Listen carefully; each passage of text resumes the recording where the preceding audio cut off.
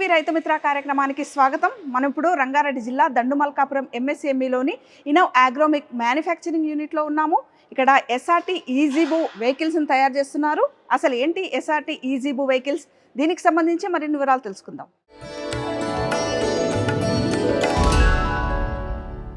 నమస్కారం sir. Indian నేవీలో పనిచేశారు, ఇప్పుడు రైతులకు ఉపయోగపడాలని ఎస్ఆర్టీ ఈజీబూలను ఉత్పత్తి చేస్తున్నారు కదా. అసలు ఏంటి నేవీ నుండి అసలు ఈ ఫీల్డ్కి ఎట్లా వచ్చారు, అసలు ఎస్ఆర్టీ ఈజీబూ అంటే ఏంటి సార్, ఇది అసలు ఎట్లా ఉపయోగపడుతుంది? నమస్తే మేడం, ఈ ఆపర్చునిటీ ఇచ్చినందుకు థ్యాంక్ యూ. నేను 1990 నుంచి నేవీలో పనిచేశాను ఒక 15 ఏళ్ల పాటు. ఆ తర్వాత నేను డైరెక్టర్ జనరల్ క్వాలిటీ అష్యూరెన్స్లో ఉండి హెచ్ఏఎల్ లాంటి వాటిలో ఇన్స్పెక్టర్గా ఉండేవాడిని. సో నా కోరిక ఇండస్ట్రీలోకి రావాలి అన్నది, నాకు ఆర్ఎండి అంటే చాలా ఇంట్రెస్ట్గా ఉండేది. ఆల్మోస్ట్ 30 ఏళ్ల పాటు డిఫెన్స్ ఆర్ఎండిలో వర్క్ చేసి చాలా ప్రోడక్ట్స్ డెవలప్ చేయడం జరిగింది, డిఆర్డిఓ కోసము, వేరే ప్రోడక్ట్స్ కోసము. మా ఫాదర్ నిజాం షుగర్స్లో అగ్రికల్చర్ ఆఫీసర్గా ఉండేవారు. ఆయన ఒక మాట చెప్తా ఉండేవారు, ఏంటి అంటే ఎద్దులు వచ్చేంత వరకు, అంటే ఎద్దులు అంతరించిపోతున్నాయి, ఆ ఎద్దులు కనుక అంతరించిపోతే తర్వాత భూమి అంతరించిపోవడం ఖాయం. సో ఎద్దుల ప్లేస్ లో ట్రాక్టర్లు కాకుండా మన భారతదేశానికి తగ్గట్టు ఎక్విప్మెంట్ కావాలి, అప్పుడే మన భూసారం కానీ రైతు కానీ బాగుపడతాడు అని ఆయన ఉద్దేశం ఉండేది. ఆయన ఇప్పుడు 80 years, ఆయన ఇది కాలేజీలో తయారు చేసిన ప్రాజెక్ట్. ఇప్పుడు ఈజీబూ అనేది మీ నాన్నగారి కళని మీరు ఇట్లా సాకారం చేస్తున్నారు. ఆయన అనేది ఏంటంటే ఎద్దులు, ఒక ఎద్దు 0.75 HP, 2 ఎద్దులతో 5 ఎకరాల దాకా 2 hectares చేసేవారు.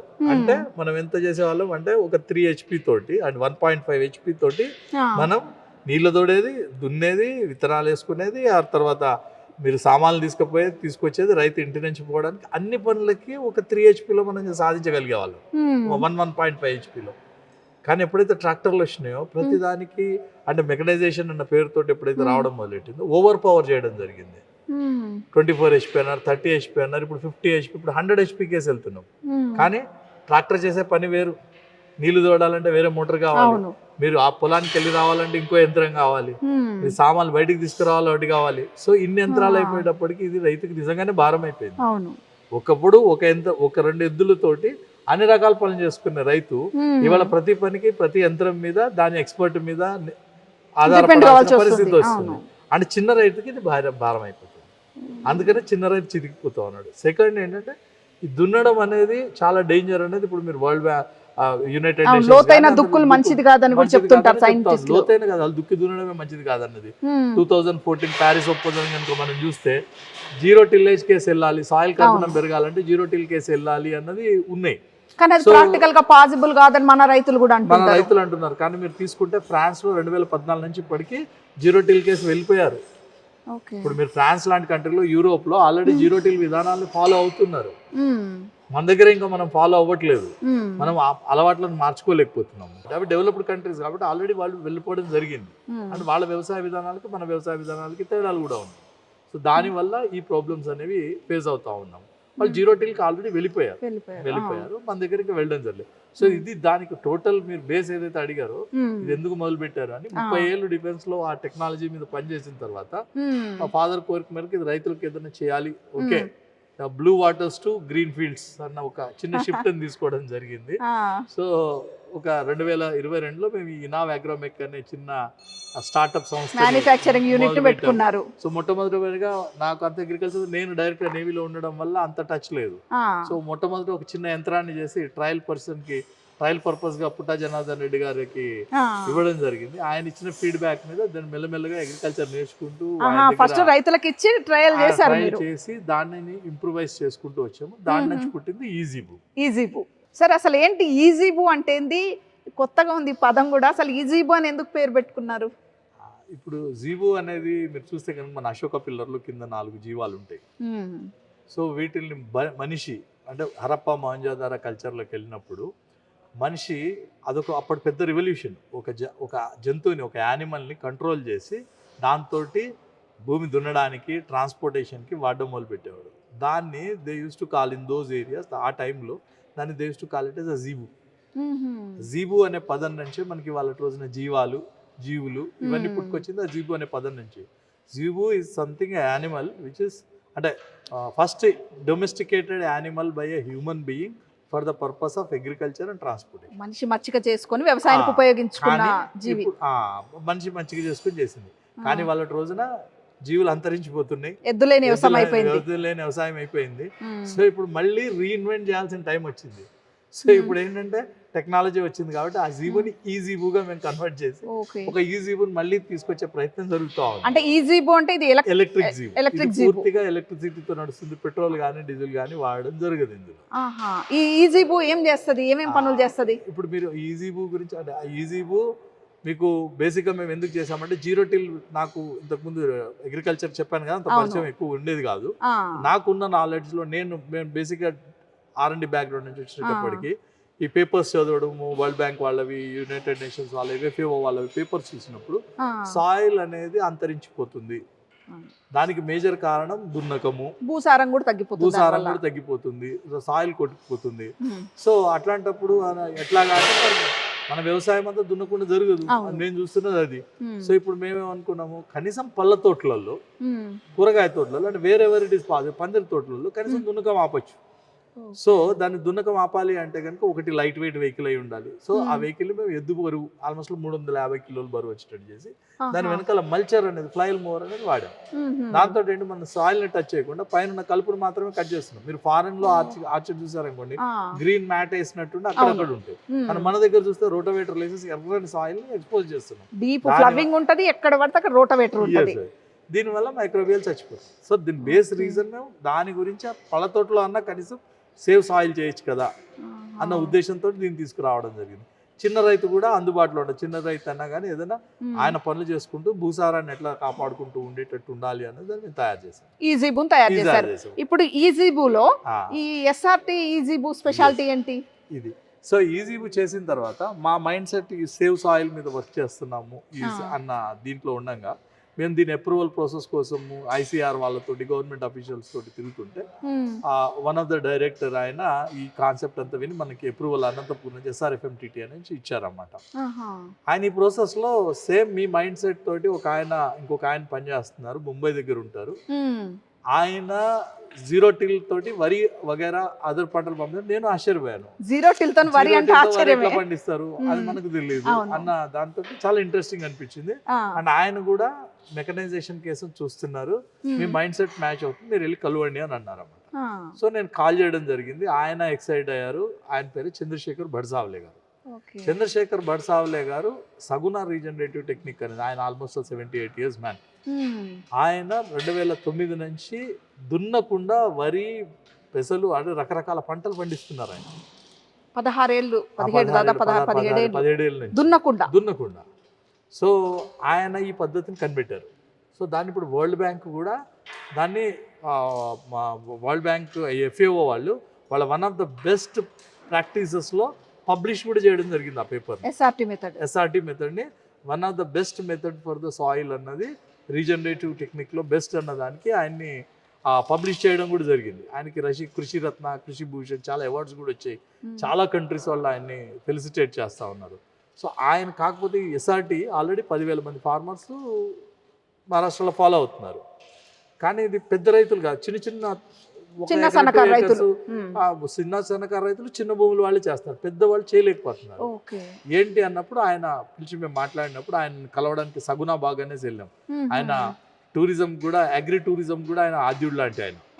ఓకే, సో ఆయన దగ్గరికి వెళ్ళినప్పుడు కలిసి మేము మాట్లాడుతూ ఉంటే, సార్ నేను ఇది ఇట్లా చేశానంటే, లేదు ఇంకా SRTకి మీరు ఇంకా ఫర్దర్గా వర్క్ చేయొచ్చు అనేసి చెప్పారు. ఆయనకున్న లిమిటేషన్స్ చెప్పారు. SRT ఏంటి, ఒక 1 meter రేస్డ్ బెడ్ మీద అటు ఇటు ఒక 8 inches హైట్లో ఒక పర్మనెంట్ రేస్ బెడ్ చేస్తే 25 ఏళ్ళ వరకు మళ్ళీ అటు బెడ్ని డిస్టర్బ్ చేయదు. 25 ఏళ్ల పాటు ఆ బెడ్ మీదనే మనం చేసుకోవచ్చు. ఈ బెడ్కి మధ్యలో గ్యాప్ వచ్చేసి ఒక 14 అంగుళాలు అంటే 340 mm దాకా ఉంటుంది. ప్రాబ్లం ఏంటంటే, మీరు బెడ్ని దున్నకుండా ఉండాలి అంటే, ఆ టచ్ చేయకుండా ఉండాలంటే ఆ బెడ్ మీద ఎటువంటి మిషన్స్ కానీ బరువు కానీ ఉండకూడదు, ఫస్ట్ కేసు. సెకండ్ ఏమైతుంది, ఇప్పుడు దానివల్ల దాంట్లో ఎటువంటి ట్రాక్టర్ కానీ అది కానీ వెళ్ళడానికి లేదు. అది వెళ్ళిందంటే బెడ్ పాడైపోతుంది. అవును, హార్వెస్టర్ వెళ్ళిందంటే పాడైపోతుంది. సో ఇప్పుడు దానికి వల్ల మెకనైజేషన్ అనేది, ఎగ్జిస్టింగ్ మెకనైజేషన్ ఏది దానికి పనికిరాదు. దానివల్ల ఇది పాపులారిటీ తీసుకోవట్లే. ఎందుకంటే ఇప్పుడు SRT ఏదైతే ఉందో వాళ్ళు చిన్నగా మాన్యువల్గా చేస్తున్నారు. బెడ్లు చేయించేసుకున్న తర్వాత ఓ కర్రతోటి హోల్ పెట్టి ఆయన ఒక ఐరన్ ఫ్రేమ్ తోటి ఇట్లా హోల్స్ చేసి దాంట్లో విత్తనాలు వేసి చేత్తో కట్ చేసి ఇట్లాంటివన్నీ జరుగుతూ ఉన్నాయి. సో దీనివల్ల ఏమైపోయింది, పాపులారిటీ రావట్లేదు. దాన్ని ఓవర్కమ్ అయితే ఇది అందరికి అందుతుంది. అందరూ పెద్ద పెద్ద రైతులు రావడానికి 50 ఎకరాలు 100 ఎకరాలు చేసే లెవెల్కి వెళ్ళగలుగుతుంది. సో ఆ బాధ్యత నాకు ఇచ్చారు ఆయన. I was very happy. ఆయన వినోబాబా గారి లాంగ్ డిస్టెన్స్ రిలేటివ్ కూడా, బంధువు కూడా అవుతారండి. అండ్ వాళ్ళ ఫాదర్ కూడా ఒక ఫ్రీడమ్ ఫైటర్. ఆయన జైల్లో ఉండేవారు. ఆయన లక్కీగా లాస్ట్ మినిట్ లో ఆయన ఉరి శిక్ష కూడా ఎస్కేప్ అవ్వగలిగారు. సో ఈ ఫ్రమ్ టోటలీ స్వాతంత్రోద్యమ నేపథ్యం ఉన్న కుటుంబం. అండ్ ఆయన కూడా అగ్రికల్చర్ బిఎస్సి 1970s లో చేసి యుఎస్ లో వర్క్ చేసి అక్కడ ఎంఎస్సీ ఇన్ ఫుడ్ టెక్నాలజీ చేసి ఆయన 1970s లోనే ఇండియాకు వ్యాప్ వచ్చేసారు. ఆయనకు అన్ని ఆపర్చునిటీస్ ఉన్నా కానీ జస్ట్ ఫర్ ఆయన ఫాదర్కి ఇచ్చిన వర్డ్ వల్ల I wanted to do something for Indian farmer అన్న ఉద్దేశంతో వచ్చి ఇండియన్ ఫార్మర్ యాంగిల్ ఆయన ఫార్మర్ లాగా రీసెర్చ్ చేశారు. ఆయన మళ్ళీ ఏ గవర్నమెంట్ కాకుండా ఒక సిటిజన్ సైంటిస్ట్ లాగా ఆయన మొదలు పెట్టారు పని. అంటే నేను రైతుగా ఉంటేనే నాకు యాక్చువల్ సమస్య తెలుస్తుంది అని ఒక బేసిక్ రూట్ లో నుంచి ఆయన ఎంటైర్ గా రైతుగా బతుకుతూనే ఆయన కావాల్సిన ఎలా సమస్యలను బయటికి రావచ్చు అని ఎస్ఆర్టీ టెక్నిక్ బయటికి తీసుకొచ్చారు. అంటే రైతుగా ఉంటూ అక్కడ లోటుపాటులు చూసి దాన్ని ఎట్లా ఓవర్కమ్ కావాలి అనేది ఈ ఎస్ఆర్టీ మెథడ్ ని ఆయన రూపొందించారు. అదర్ సైంటిస్ట్ లా కాకుండా ఆయన ఓన్ వేలో ఒక సెల్ఫ్ మేడ్ సైంటిస్ట్ లాగా వచ్చారన్నమాట.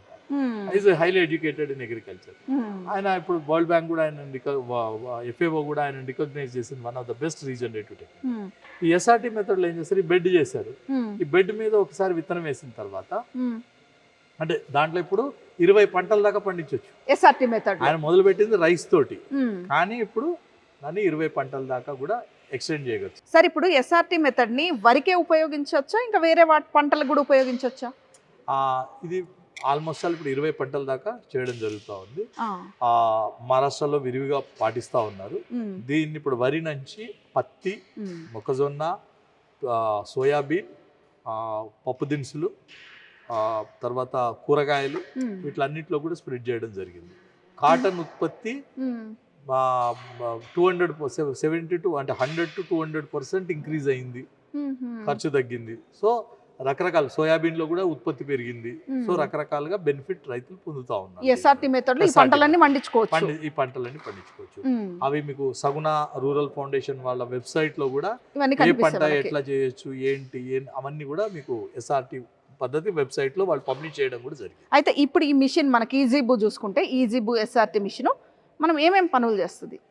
ఇప్పుడు ఎస్ఆర్టీలో బేసిక్గా మీకు ఒకసారి బెడ్ ప్రిపేర్ మీరు పెద్ద ట్రాక్టర్తో ఎలా చేసిన తర్వాత మీకు దాంట్లో ఉండేవి మేజర్గా ఒక 5 వర్క్స్ ఏంటి. ఫస్ట్ విత్తనం వేయడం, సెకండ్ కలుపుని మేనేజ్ చేయడం, థర్డ్ ఆ ట్రెంచెస్ని అప్పుడప్పుడు ఎప్పుడైనా పూడుకుపోయినా ట్రెంచ్ రిపేర్ చేసుకోవడం, ఫోర్త్ క్రాప్ రిసెడ్యూ మేనేజ్మెంట్ చేయడం అండ్ హార్వెస్ట్ చేయడం, స్ప్రే చేసుకోవడం. These are the major 5 to 6 works. దీనికి మించి వేరే వర్క్ ఉండదు దాంట్లో ఎస్ఆర్టీ మెథడ్ లో. ఆ పనులన్నీ మనకి ఈజీబూ చేస్తది. దున్నకం గానీ అవన్నీ తీసేసాం, ఎందుకంటే 25 ఏళ్ల పాటు దున్నకుండా అదే బెడ్ మీద పెంచుకుంటాం అన్నారు కదా. ఈ 5 నుంచి 6 వర్క్స్ చేయాలి. 6 వర్క్స్ అన్ని ఈజీబూ చేస్తది. 6 వర్క్స్ లో ఇప్పుడు ఏంటంటే వీడికి వాళ్ళు వీడి సైడ్స్ దాంట్లో ఒక పర్టికులర్ మెథడ్ లో పర్ఫెక్ట్ గా వీడి సైడ్స్ వాడడం వల్ల సాయిల్ హెల్త్ ని ఇంప్రూవ్ చేయొచ్చు అన్నది ఆయన కనిపెట్టింది. ఓకే సో దాంట్లో ఇప్పుడు ఏం చేస్తారు, స్ప్రేయింగ్ సిస్టమ్ తోటి విడిసైడ్ కానీ అదర్ స్ప్రేయింగ్స్ కానీ మీరు ఆర్గానిక్ స్ప్రేయింగ్ చేసుకోవాలని ఏదన్నా అదే దాంతో ఇదే దీంతో స్ప్రేయింగ్ చేసుకోవచ్చు. స్ప్రేయింగ్ సెకండ్ దీంతో విత్తనాలు వేసుకోవచ్చు. ఓకే సీడింగ్ దీంతో చేసుకోవచ్చు. అండ్ మీకు తర్వాత పంట పెరిగే మధ్యలో కూడా మీరు స్ప్రేయింగ్ కానీ ఏదన్నా దీంతో చేసుకోవచ్చు. పంట పెరిగింది హార్వెస్ట్, దీనికి ముందర రీపర్ పెట్టి మీరు హార్వెస్ట్ కూడా చేసుకోవచ్చు. హార్వెస్ట్ అయిపోయిన తర్వాత ఆ కుదురులు ఉండిపోతాయి, అవును, చిన్న చిన్న స్టబుల్స్ ఉండిపోతాయి. ఆ స్టబుల్స్ ని కొయ్యల్ని ఆ స్టబుల్స్ ని మల్చర్ ద్వారా పొడిగా చేసి మళ్ళీ అక్కడే వేసేస్తారు. వేర్లని ఈ ఎస్ఆర్టీ సిస్టమ్ లో వేర్లని బయటికి తీయరు, ఆ వేర్లను అక్కడే కులిపోయేటట్టు చేస్తారు. అదే ఎరువుగా మారుతా ఉంటుంది. దానివల్ల మీ సాయిల్ కార్బనం పెరుగుతుంది. భూసారం ఇబ్బంది పడకుండా కూడా మనకు పంట చేతికి వస్తుంది, క్వాలిటీ క్రాప్ వస్తుంది ఎస్ఆర్టీ మెథడ్ ద్వారా. ఆ ఎస్ఆర్టీ మెథడ్ కి ఇది సులభతరం చేస్తుంది. ఇప్పుడు దీనికి రోజు ఛార్జింగ్ పెట్టుకోవాలా, పెట్టుకుంటే ఒకవేళ ఎంతసేపు ఛార్జింగ్ పెట్టుకోవాలి, ఛార్జింగ్ పెట్టుకుంటే దీన్ని ఎంతసేపు నడుపుకోవచ్చు? ఇప్పుడు ఇందులో ఏంటంటే ఒక్కొక్క యాక్టివిటీని బట్టి ఇది కరెంట్ కన్జంప్షన్ అనేది ఉంటుంది. ఓకేనండి. సో ఇప్పుడు మేము ఎగ్జాంపుల్ సీడింగ్ తీసుకున్నాం.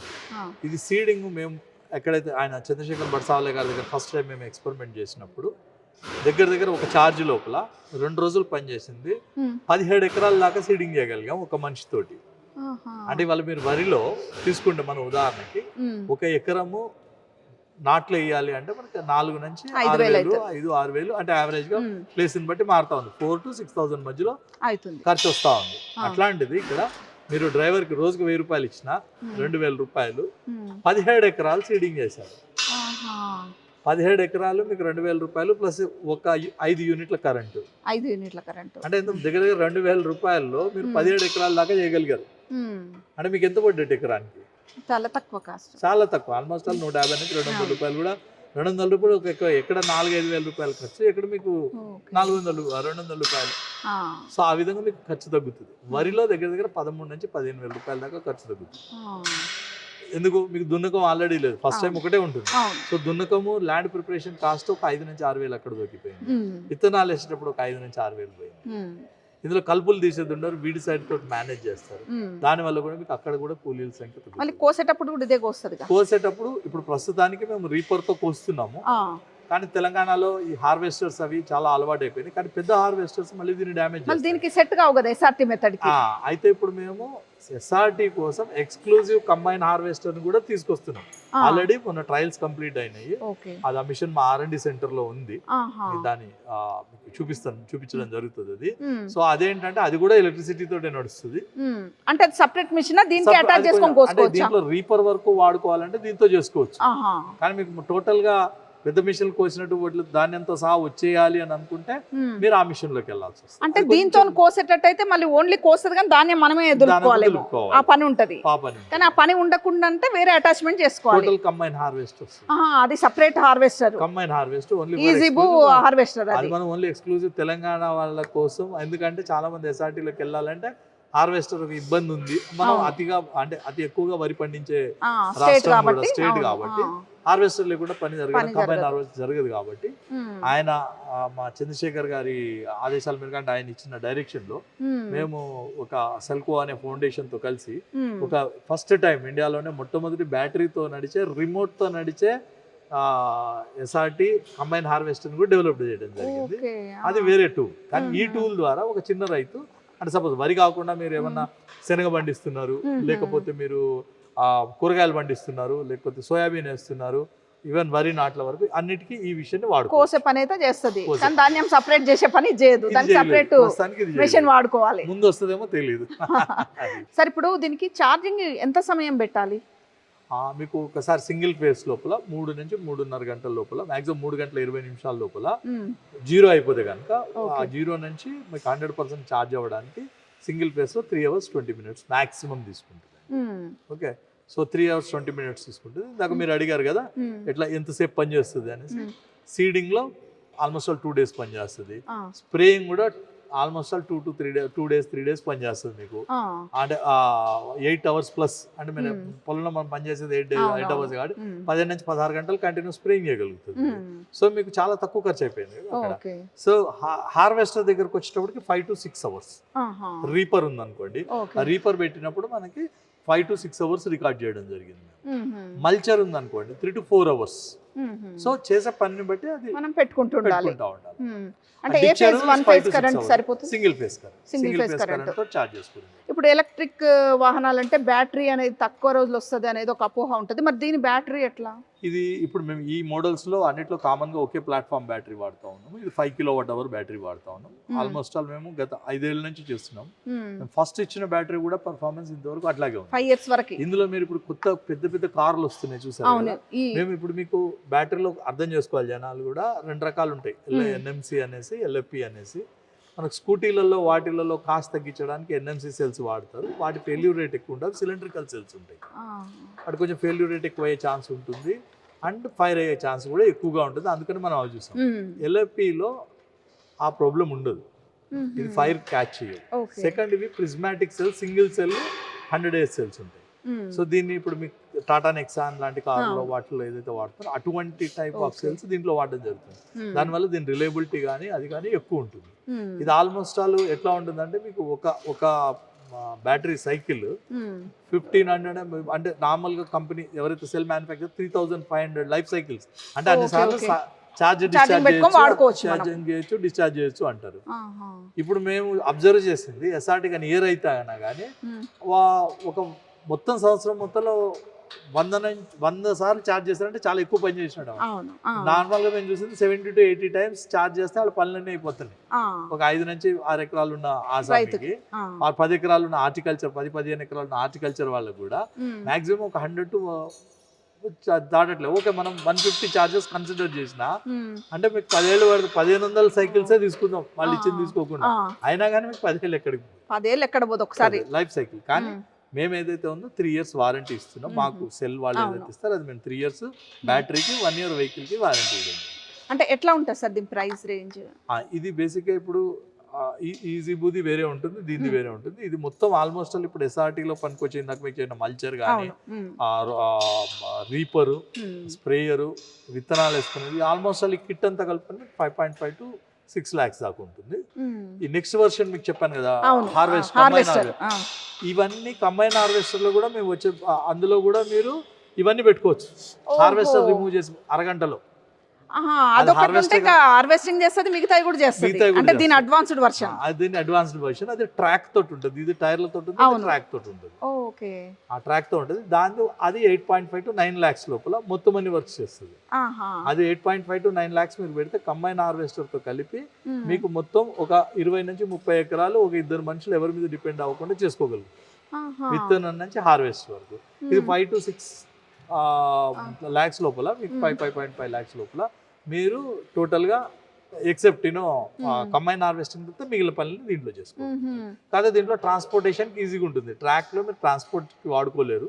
దీంట్లో అప్ టు 20 kilometers స్పీడ్ లో మీరు అప్ టు 300-400 ఒక కిలోలు వేసుకుని అటు ఇటు ట్రాన్స్పోర్ట్ చేయడానికి కూడా దీన్ని వాడుకునేందుకు దాంట్లో అది ఉండదు, ట్రాన్స్పోర్టేషన్ నెగోషియేట్ చేసుకోవాలి. ఓకే ఓకే, దీని అడ్వాంటేజెస్ దీనికి, దాని అడ్వాంటేజెస్ దానికి. అంటే బ్యాటరీ మాత్రం సేమ్ క్వాలిటీ, బ్యాటరీ వారంటీ ఇవన్నీ సేమ్ ఉంటాయి. మోటార్స్ బ్యాటరీస్ మేము స్టాండర్డైజ్ చేసుకున్నాము అగ్రికల్చర్ పర్పస్ కి సెట్ అయ్యేటట్టు. ఈజీగా తీసుకోండి. దానివల్ల స్పేర్ మెయింటెనెన్స్ కూడా మాకు ఈజీ అవుతుంది, రైతులకు అందించడానికి మాకు ఈజీ అవుతుంది. ఎందుకంటే సేమ్ నంబర్ ఆఫ్ క్వాంటిటీస్ పెట్టి మాకు తక్కువ ధర కోసం మేము తక్కువ ధరకు అందించగలుగుతాం. సో అందుకని మేము we're trying to maintain the same platform. Okay sir, ఇక్కడ చాలా ఎస్ఆర్టీ ఈజీబుల్ రెడీ అవుతున్నాయి కదా, ఇవన్నీ ఎక్కడికి పంపబోతున్నారు? ఇప్పుడు ఏంటంటే చెప్పాను కదా ఇందాక, మహారాష్ట్రలో ఇది ఆల్మోస్ట్ 10,000 మంది ఫార్మర్స్ ఎస్ఆర్టీ ఫాలో అవుతున్నారు.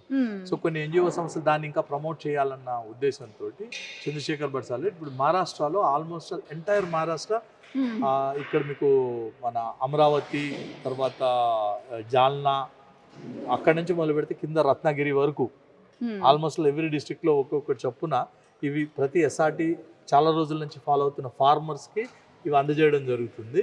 సో వాళ్ళు దీని ఇంప్రూవైజేషన్స్ కానీ ఆల్రెడీ మనం ఇంతకుముందు ఒక 4 vehicles పెట్టాం. దాంట్లో వచ్చిన ఫీడ్బ్యాక్ తీసుకుని ఇంప్రూవైజ్డ్ వర్షన్ తీసుకుని వచ్చాం అన్నమాట. దీన్ని ఇప్పుడు ఎంటైర్ మహారాష్ట్ర స్ప్రెడ్ చేయడం జరుగుతూ ఉంది. Okay madam, black soil, different soils, different agri terrains అన్నిట్లో కూడా 10 vehicles ఇప్పుడు వెళ్తున్నాయి. సో ఎక్స్క్లూజివ్ గా మహారాష్ట్రలో ఇవి యూజ్ చేయబోతుంది. అంటే మనకి ఇవన్నీ సాయిల్స్ కూడా మంచిగా సూట్ అవుతాయి.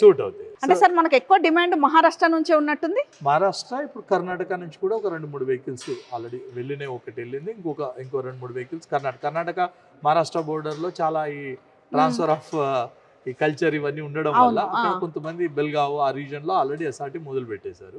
సో అక్కడికి కూడా వెళ్ళడం జరుగుతుంది. మళ్ళీ పంపిన వెహికల్స్ పంపుతారు కదా మీరు, రైతుల నుంచి మళ్ళీ ఫీడ్బ్యాక్ తీసుకుంటుంటారా? తీసుకుంటా ఉన్నాం. అప్పుడే కదా మేము ఇంతవరకు ఆ ఫీడ్బ్యాక్ ని ఇంప్రూవైజ్ చేసుకుంటూ ఆ ఫీడ్బ్యాక్ మీద బేస్ చేసుకుంటూ బ్లాక్ సాయిల్ ఎట్లా బిహేవియర్ ఉంది, డిఫరెంట్ సాయిల్స్ ఉంటాయి. So improvisation is a continuous process. So ఆ ఇవాల్వ్ అవుతానే ఉండి మీరు చూస్తే 1940లో ఉన్న ట్రాక్టర్ కి ఇప్పటికి తేడా లేదండి. సో అదే కంటిన్యూస్ ప్రాసెస్. అది మాకు R&D సెంటర్ ఉంది, అక్కడ రెగ్యులర్ ప్రాసెస్ నడుస్తూనే ఉంటుంది. ఎవ్రీ 1-2 to 3 years లో మనం దాన్ని అప్గ్రేడ్ చేసుకుంటూ, ఇనిషియల్ గా అయితే ఎవ్రీ 6-7 months లోనే అప్గ్రేడ్ చేసుకుంటూ వస్తూ ఉన్నాం. మా ఏ ప్లాట్ఫామ్ తీసుకున్నా, ఈజీబు రెగ్యులర్ కానీ ఎస్ఆర్టీ కానీ ఏది తీసుకున్నా మా ఫోకస్ ఎప్పుడు 12 ఏళ్ల పిల్ల నుంచి 80-70 ఏళ్ళ ముసలాయన వరకు ఎవరన్నా నడిపే విధంగా, లేడీస్ జెంట్స్ ఎవరన్నా నడుపుకోవడానికి ఎక్స్పర్ట్ లేకుండా నడుపుకునే విధానంతో ఉండేటట్టే మా ప్లాట్ఫామ్స్ ఉంటాయి. అది మేము ఇచ్చే ప్రయారిటీ. ఎందుకు అంటే ఇవాళ రోజున ఊర్లలో చూస్తే రైతు కూలీలు కానీ చాలా మంది వలస వచ్చి సిటీలకు వస్తున్నారు. అగ్రికల్చర్లో ఇప్పుడు women are taking the lead. వాళ్ళే చేస్తున్నారు. ఈ కూలి పనులకు వెళ్ళిన వాళ్ళు ఇంకా కూలి పనులు చేస్తే వాళ్ళు నడుము నేర్చుకోవాల్సిన అవసరం లేదు. వాళ్ళు దీన్ని తీసుకుని ఎంపవర్ చేయడం, వాళ్ళని ఈ మిషన్స్ ద్వారా ఎంపవర్ చేయడం వల్ల వాళ్ళ హెల్త్ బాగుంటుంది, ఈజ్ ఆఫ్ డూయింగ్ థింగ్ అనేది వస్తుంది. సో విమెన్ కూడా కంఫర్టబుల్గా చేయొచ్చు. మీరు ఎక్కడ ట్రాక్టర్ డ్రైవర్ని ఎక్కడ చూస్తున్నావా లేడీస్ చూడలేకపోతుంది. అంటే అవి జెంట్స్ ని దృష్టిలో పెట్టుకొని రెడీ చేసి ఉంటాయి కదా, అదొక ఫీల్ వచ్చేసింది. ఆ ఫీల్ క్రాక్ చేయడానికే మేము దీన్ని తీసుకొచ్చాం. మేము ఇబ్బందులు కూడా ఫేస్ అవుతున్నాయి. చూసేటప్పటికి చాలా మంది ఇదేంది ఇట్లా ఉంది, ఆ సైకలాజికల్ బ్యారియర్స్ ఉంటున్నాయి. కానీ మేము women are going to play major role in future agriculture. Women లేనిదే అగ్రికల్చర్ ఉండబోదు.